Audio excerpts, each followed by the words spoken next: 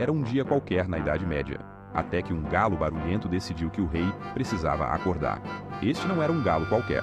Ele tinha um talento especial para irritar o rei.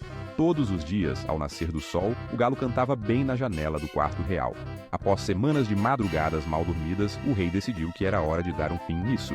Ele convocou seus melhores cavaleiros para capturar o rebelde de Penas, mas o galo continuou cantando, até que o rei teve que inventar algo inusitado, uma lei proibindo galos de cantarem antes das 8 da manhã.